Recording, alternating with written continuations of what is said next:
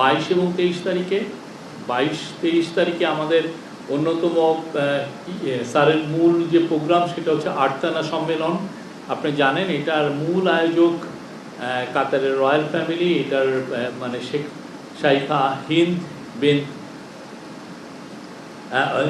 হিন্দ এটা মূল এটার আয়োজক। উনি আমিরের বোন এবং আমিরের মা যিনি শাইখা মৌজা খুবই ইনফ্লুয়েন্সিয়াল, আরও ওয়ার্ল্ডে উনি খুব ইনফ্লুয়েন্সিয়াল একজন নেত্রী ছিলেন এবং ওনার কাতারের আমিরের মানে আগের যিনি আমির ছিলেন তার ওয়াইফ, উনিও ওনার সাথেও স্যারের দেখা হবে।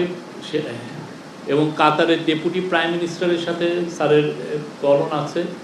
এছাড়া কাতারের আমির শেখ তামিম, উনি যদিও এখন একটু ট্রাভেলিংয়ে আছেন, বাট ওনার সাথেও আমরা আশা করছি ওনার সাথে প্রফেসর ইউনুসের একটা আলাপ হবে।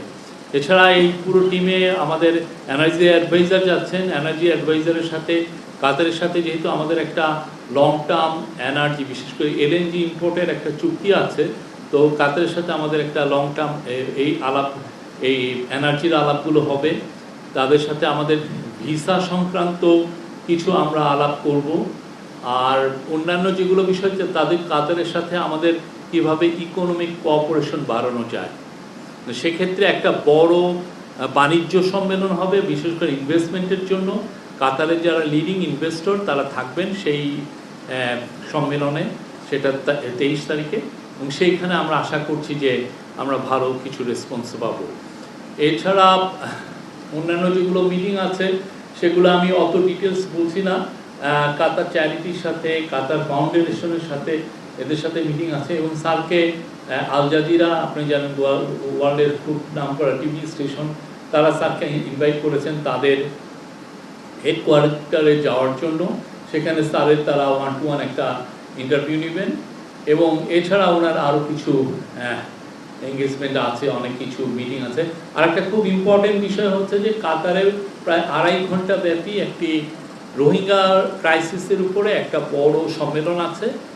এই সম্মেলনে আমাদের বাংলাদেশি আমাদের চিফ অ্যাডভাইজার এতে নেতৃত্ব দিবেন, বাট এখানে গ্লোবালি যারা এই রোহিঙ্গা ক্রাইসিসের সাথে অনেকেই তো সম্পৃক্ত, যারা এটা নিয়ে কনসার্ন, তাদের অনেকে থাকবেন।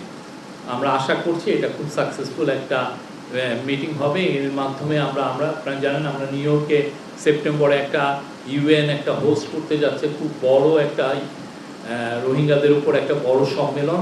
সেটারই প্রাক প্রস্তুতি শুরু এই সম্মেলনটা, 2.5 ঘন্টার এই যে সম্মেলনটা, এটা খুব ইম্পর্টেন্ট।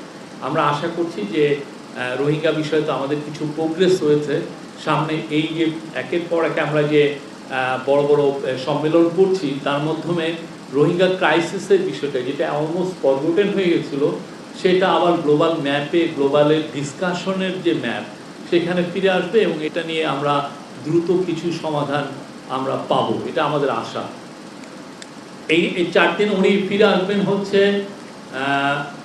আমাদের বাংলাদেশ সময় ও যে খুবই আর্লি সকালে, অর্থাৎ 2:30টার দিকে, 25 তারিখ রাত 2:30টার দিকে, মানে 24 তারিখ দিবাগত রাতের পরে যে সকালটা। আপনারা জানেন এই প্রথমবারের মতো আমাদের একটা হেড অফ গভর্নমেন্টের সাথে 4 জন আমাদের নারী ফুটবলার এবং ক্রিকেটার যাচ্ছেন। তাদের যেই অনুষ্ঠানাদি যে আছে তাদের জন্য সেপারেট অনুষ্ঠানাদি থাকছে। আমরা আশা করছি যে তারা কাতারি যারা স্পোর্টস অফিসিয়াল, আপনারা জানেন কাতার স্পোর্টসে অনেক উন্নত, তাদের সাথে কথা বলবেন আর তাদের সাথে অনেক ধরনের ভিউ এক্সচেঞ্জ হবে। কাতারের অনেক স্পোর্টস ফ্যাসিলিটিতে তারা ভিজিট করবেন এবং আমাদের সাথে কাতারের কী রকমের স্পোর্টসে কোলাবোরেশন করা যায় সেই বিষয়গুলো এই মিটিংয়ে আসবে। এবং আমরা আশা করছি যে কাতারের স্পোর্টস মিনিস্টারের সাথে তাদের দেখা হবে, কাতারের স্পোর্টস মিনিস্টার আমাদের চিফ অ্যাডভাইজারের সাথেও কলন করবেন। অন দ্য সাইডলাইন অনেকগুলো মিটিং হবে। এই মিটিংগুলো আসলে সত্যি হতে কাতারের সাথে যেটা আমাদের পারস্পরিক যে সম্পর্কটা, এটা আরো নতুন উচ্চতায় নেওয়ার জন্য।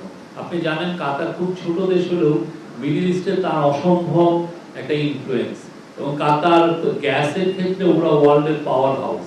তো আমরা চাই কাতারের সাথে আমাদের সম্পর্কটা আরো সুদৃঢ় হোক, আমরা যাতে তাদের সব ধরনের এনার্জি কোঅপারেশন করতে পারি এবং তাদের থেকে আমরা প্রচুর ইনভেস্টমেন্ট বাংলাদেশে আনতে পারি এবং কাতারের যে শ্রম বাজার সেখানে যেন আরো বাংলাদেশি যুক্ত হতে পারেন, এগুলো আমাদের ইচ্ছা। এবং এই বিষয়গুলো নিয়ে অনেকগুলো মিটিং হবে এবং আমাদের এই কথাগুলো বারবার আমরা বলবো।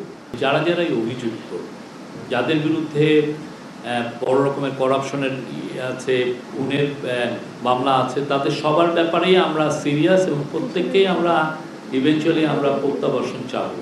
তাদেরকে বাংলাদেশের আইনকে ফেস করতে হবে, তাদেরকে আইনের আওতায় আনা, সেটা আমাদের কেন, আমি মনে করি আমাদের পরবর্তী যে কোনো গভর্নমেন্ট সবার জন্য এটা একটা নৈতিক দায়িত্ব। আমরা আমাদের কাজটা খুব ভালোভাবে করব এবং আমরা আশা করব যে আমরাই যেন কাজটা একটা শেষ করে যেতে পারি।